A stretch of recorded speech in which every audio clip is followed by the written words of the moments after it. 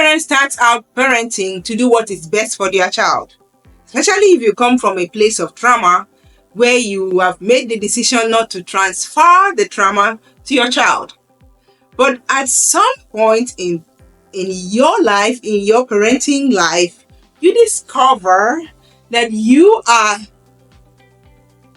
walking on the footsteps of your parents, and you're scared that you might put your child on the path of where you are, being traumatized, or do something that would harm your child and impact them in a negative way.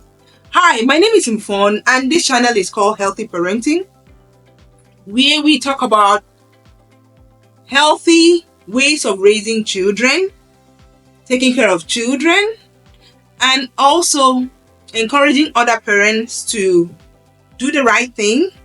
Because for somebody like me, I come from a place of trauma where I made the decision not to be the parents that will cause trauma on my kids. But sometimes I do something that makes me think, that kind of like counter my initial intentions, which is self-regulation.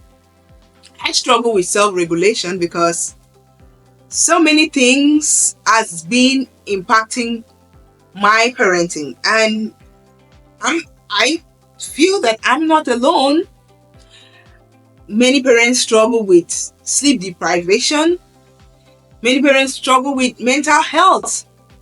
And 1 out of every 5 people or persons living in the US have mental health issues. And so many people, I think it's a percentage of those people are undiagnosed. For example, many people struggle with bipolar, schizophrenia, and PTSD, and the rest. And they walk around with these mental health issues that are undiagnosed, and they are parents trying to raise another human, which can also impact their parenting. And things like your past trauma, like me, your past trauma where your parents were very, very abusive and their means of discipline was spanking, and that was all you knew. And which recently I have really made the decision to work on my self-regulation, which is why I recommend this book, because this has really helped me a whole lot.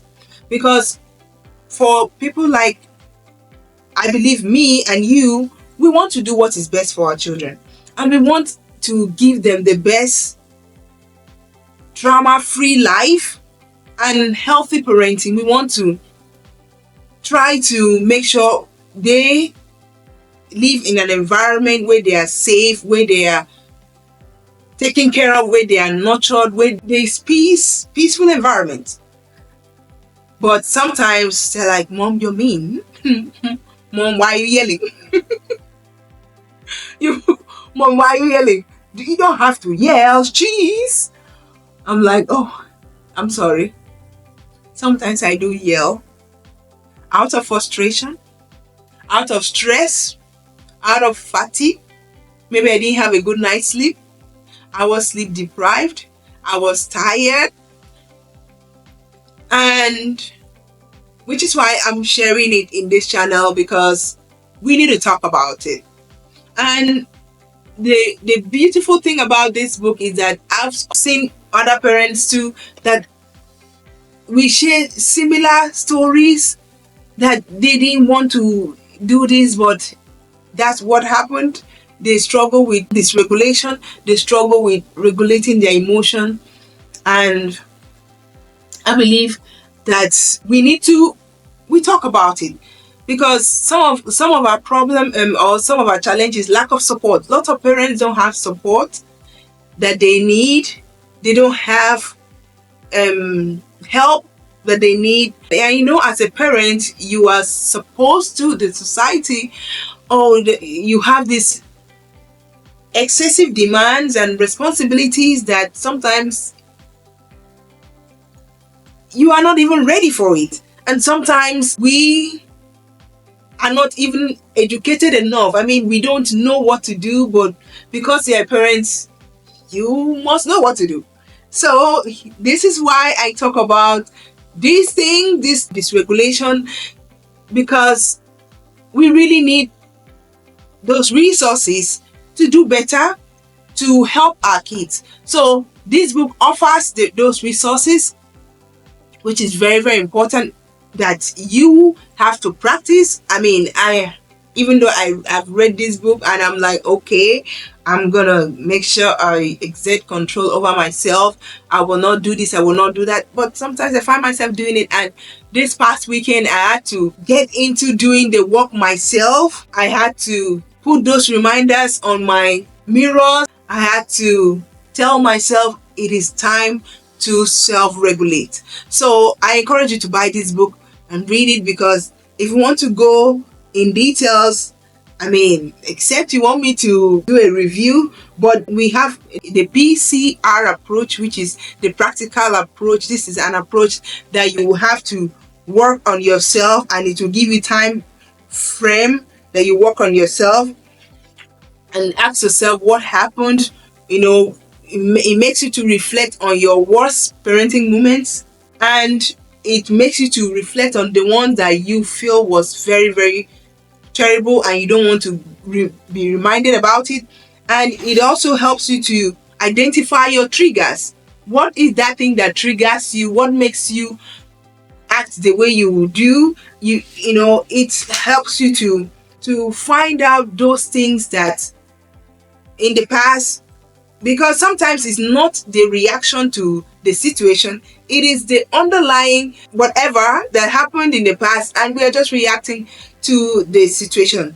So it also helps you to practice recognizing your triggers and develop your trigger support, because sometimes we just have to cope with it and implement your trigger support. And we have the conscious approach. This approach is to help you slow down and go deeper into your journey of understanding what contributes to your dysregulated state. So it has a conscious approach where you have to be present, be aware, be fully present, and engage with your children rather than being distracted by external concerns or preoccupations. Because sometimes when we overreact and sit back and reflect on it, we are like, what did my child learn? For example, what happened last week was that my child did something wrong and I overreacted, and my son kept saying it was an accident. And I just felt bad that I overreacted. Everybody makes mistake. What is he learning when he makes mistake? You know, is he learning that making mistake is bad or failing is bad? Because we all fail.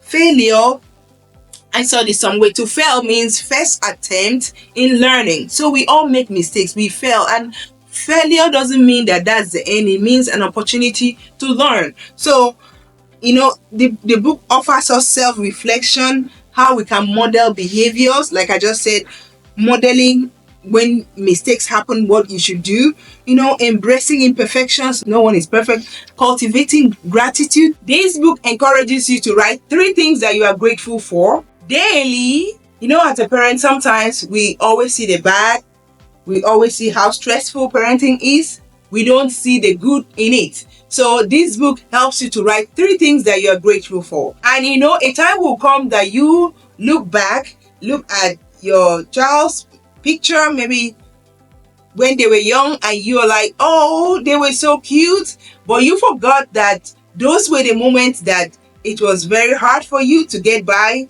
through the day. So practice gratitude. Just be grateful for the time that you have now, because it will soon come to pass.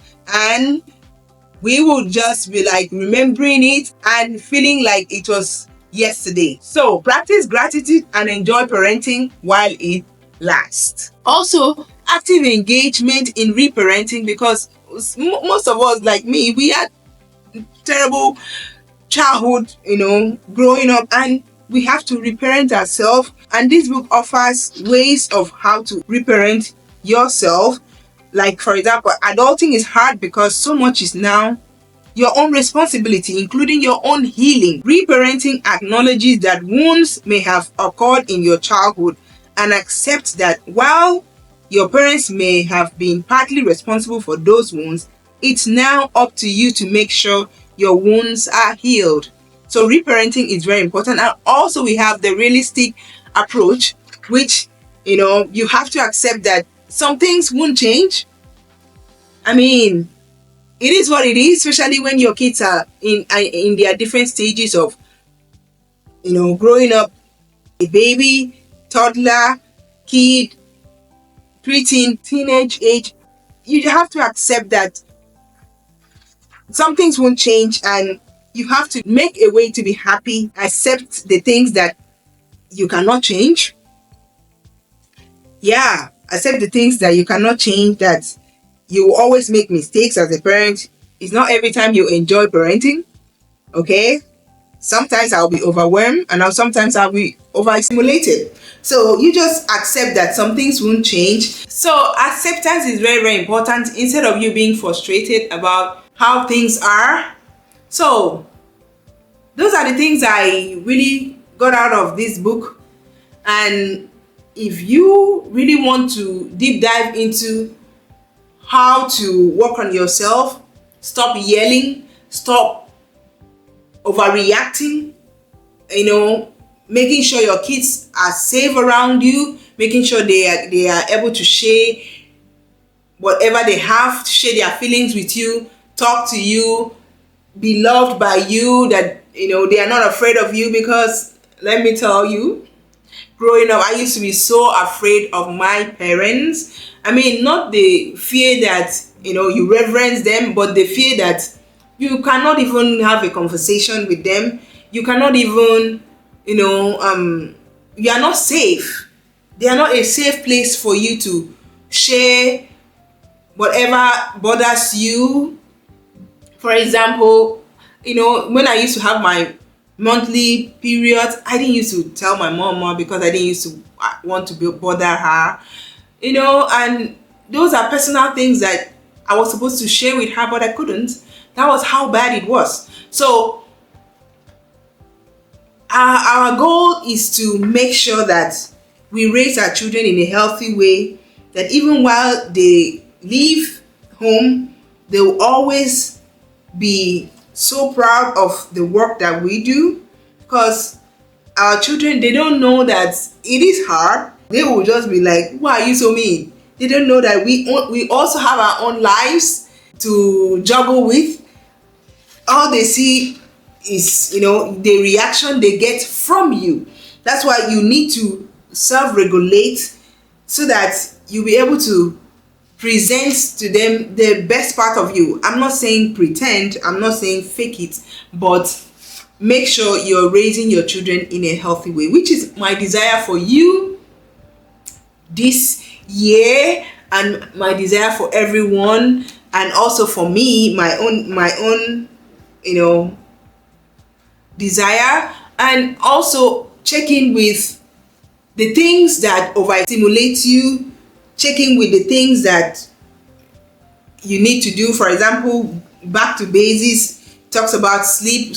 Try to make sure you get 6 to 8 hours of sleep as a parent. Drink more water, hydration, eat when you are hungry, because those things can make you overreact. And exercise or move. Take a deep breath in, practice breathing. And I'm just reading from the book. Practice breathing and go outside if you feel stuck at home, especially if you're a new mother. Go outside and get some fresh air and try to offload some stuff from your brain. It's called sensory offloading. And try to take care of yourself as a parent so that you'll be able to give good gifts. For example, you cannot give out of an empty container. So for example, if I have a cup of coffee and somebody bump into me, it's a coffee that will spill out. So if you're angry inside and somebody bump into you, it's the anger that will spill out. So as a parent, my desire is to raise my children in a healthy way and not leave them traumatized. They will always remember how loving mommy is, how loving mommy was, how well they grew up when they made mistakes, how mommy was not overreacting, how mommy didn't used to spank them. My daughter asked me, as an African mother, "Mommy, why don't you hit?" I said, I didn't like hitting as a child, so hitting hurts. So those are the things I promised myself not to do. So I have read this book cover to cover, and it has been a blessing to me. In fact, this is what I needed to really, really regulate my emotion, and it will do the same to you. My advice is that you read the book and actually do the work to help yourself to become the better parents that you've always wanted to be. So I hope you learn one or two things out of this video, and once again, get this book, because that is what has really helped me, and I know it's going to help you to self-regulate. It will be a blessing to you. I am not kidding. The person that owns this book don't know me. I got it from Amazon, and I got it for myself, and I'm just sharing it with my audience. So the link is in the description. Get it from Amazon or get it from my link. Thank you so much for watching this video, and I hope you learned something. I encourage you to watch this video right here and give this video a like, subscribe to my channel, and I'll talk to you in my next video. Thank you very much for watching.